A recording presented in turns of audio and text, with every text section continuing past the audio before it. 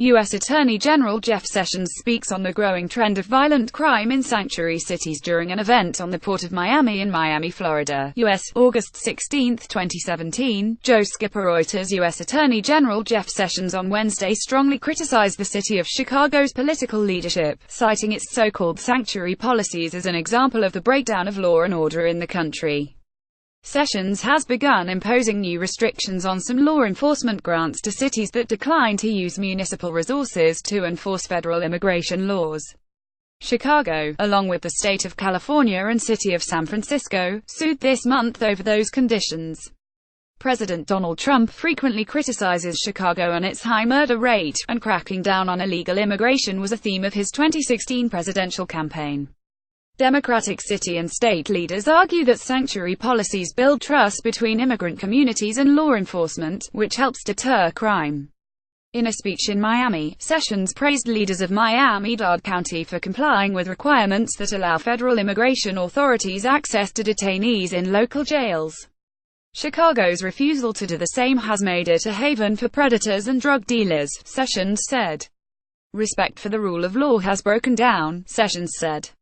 In Chicago, I suggest, the so-called sanctuary policies are just one sad example.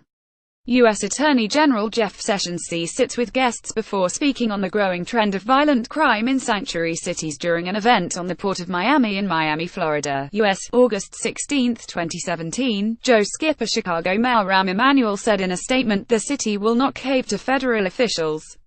In a week in which the Trump administration is being forced to answer questions about neo-Nazis, white supremacists, and the KKK, Emanuel said, they could not have picked a worse time to resume their attack on the immigrants who see America as a beacon of hope.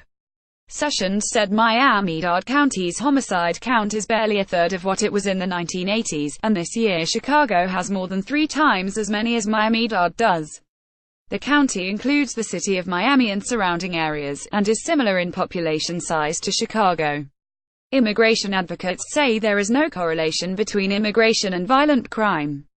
Los Angeles, which also has embraced sanctuary city policies, has seen a sharp drop in homicides since they reached a high in the early 1990s. In 1992, 1,094 people were killed in the city, according to the FBI's Uniform Crime Reporting Statistics. In 2016, the Los Angeles Police Department reported 294 homicides.